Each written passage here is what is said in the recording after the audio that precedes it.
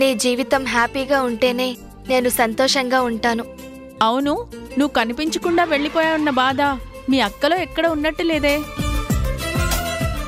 చెల్లి దూరం అయిపోయిందని అందరి దగ్గర ఏడుస్తూనే తను మాత్రం పెళ్లి చేసుకుంది. ఇంతేనా మీ ఇద్దరి మధ్య ఉన్న అనుబంధం? అందేనా? మా దగ్గర చూడు, మా చెల్లెలి వర్ష ఎక్కడుందో ఎలా ఉందో కూడా మాకు తెలీదు, ఎప్పుడొస్తుందో కూడా మాకు తెలీదు. కాని మా తాతయ్య తన పేరు మీద ఆస్తులు కొన్నారు. నేను నా చెల్లెలు రాగానే తనని ఇంటి మహారాణిలా చూసుకోవాలని మేం ఎన్నో కలలు కంటున్నాం.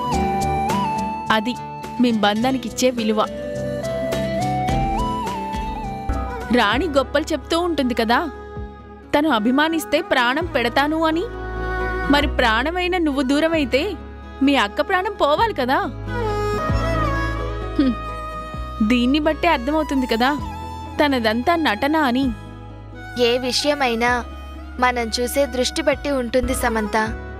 ఎదుటి వాళ్ల ప్రేమ ఎప్పుడూ అందరికీ చెప్తే తెలీదు, అది గుండెల్లో ఉంటుంది. అది బయటకి కనిపించకపోవచ్చు, అంత మాత్రాన ప్రేమ లేదు అని కాదు, అనుబంధాలు ఉండవు అని కాదు. అవి మనసుకు మాత్రమే అర్థమవుతాయి.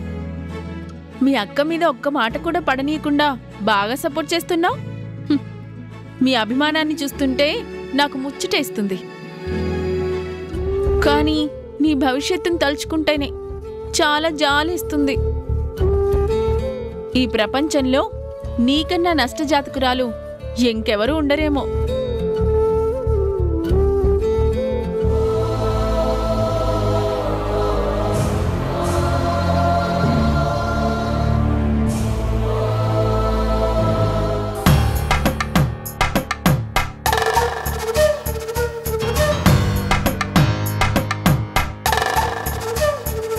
నేను చాలా రోజులుగా అడగాలనుకుంటున్నాను.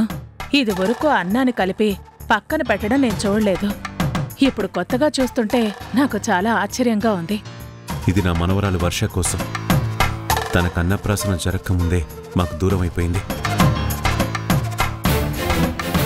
కనీసం ఆ సూర్యం దగ్గరైనా ఆనందంగా పెరుగుతుంది అనుకున్నాము. వాడు కూడా ఎక్కడో వదిలేశాడని తర్వాతే తెలిసింది. మరి ఇంత ఐశ్వర్యంలో పెరగాల్సిన నా ఇంటి మనిషి ఎక్కడ ఎలాంటి పరిస్థితుల్లో పెరుగుతుందో నాకు తెలియదు కదా. ఒక పెద్ద జ్యోతిష్యుడు చెప్పాడు, మీరు తినేటప్పుడు మొదటి ముద్ద తనకి కలిపి పక్కన పెట్టండి, ఆ అమ్మాయి ఎక్కడున్నా సరే తనకు అన్నానికి లోటు లేకుండా ఉంటుంది అని.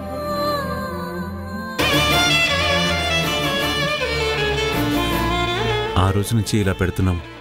ఖచ్చితంగా తనకు అన్నం పెట్టే వ్యక్తి ఎవరో ఒకరు ఉండే ఉంటారు. తన కడుపు నిండా తింటుందని నమ్ముతున్నాను. అవును గ్రాని, ఇంట్లోనే కాదు ఏ ఫంక్షన్కి వెళ్ళినా సరే అక్కడ ఖచ్చితంగా ఇలా ముద్ద మేం పక్కన పెడతాం. తనొచ్చే వరకు, మనతో కలిసి సంతోషంగా ఉండే వరకు ఈ పద్ధతి తనకు ఆధారమని నమ్ముతున్నాం.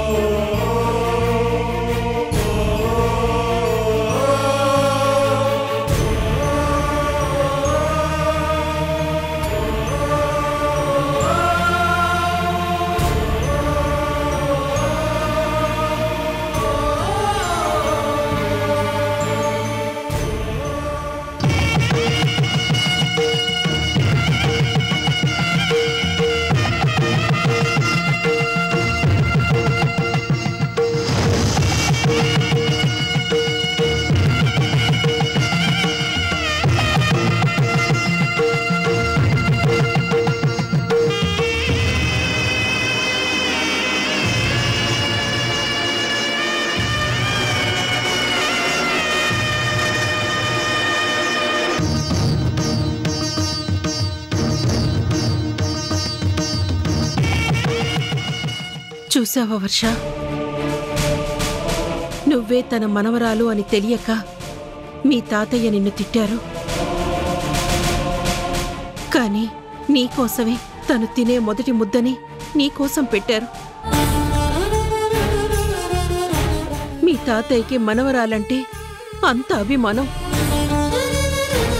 చిన్నప్పుడు మీ నాన్నకి అన్నం తినిపించాకే ఆయన తినేవారు. ఈ ఇంట్లో మనుషులకి తన వాళ్ళంటే అంత అభిమానం ఉంది. అందుకే ఈ నిజం తొందరగా చెప్పేయాలనుకుంటున్నాను. ఈ నిజం ఇప్పుడే కాదు, ఎప్పటికీ తెలియకూడదు. ఏం మాట్లాడుతున్నావు వర్ష? నువ్వు ఏంటి మనవరాలువి అనే నిజం తెలియకూడదంటావేంటి? నానమ్మ, నేనే మీ చిన్నప్పుడు వర్షని అని చెప్పగానే ఆయన మనసు పులకరించిపోతుంది. నన్ను నెత్తి మీద పెట్టుకుంటారు. కానీ నన్ను చూసిన ప్రతి క్షణం ఆయన అన్న మాటలు గుర్తొస్తాయి. నన్ను పెట్టిన బాధ గుర్తొస్తుంది. తాతయ్య బాధపడతారు, అది నేను తట్టుకోగలనా? నా వాళ్ళు బాధపడితే నేను ఎలా ఆనందంగా ఉంటాను? అందుకే ఈ నిజం ఎప్పటికీ తెలియకూడదు. వాళ్ళందరి ప్రేమ మాటల్లో విన్నాను. నీ చేతల్లో ఆ ప్రేమను నేను చూస్తున్నాను. అది నాకు చాలు.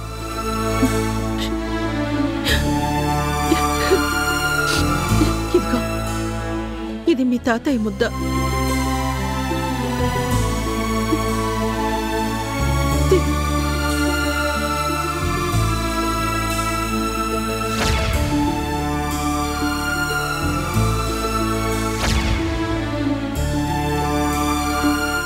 ఇది మీ అక్క ముద్ద.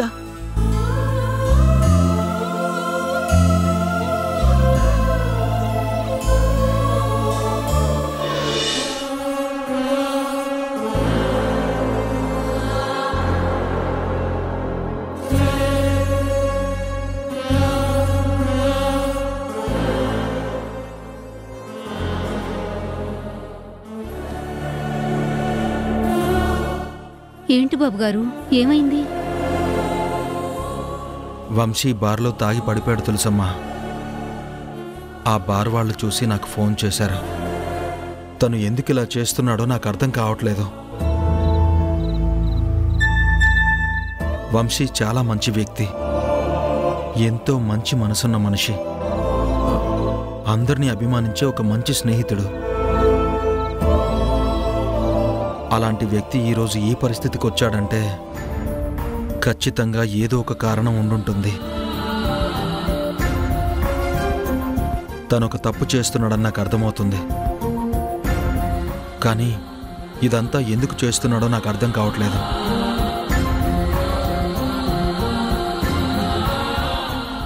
నాకు తెలుసు బాబుగారు, ఈ వంశీ బాబు మన ఇంట్లో ఉన్న సీతను ప్రేమిస్తున్నాడు. సీతమ్మ వంశీని సమంతాని కలపాలని చూస్తుంది.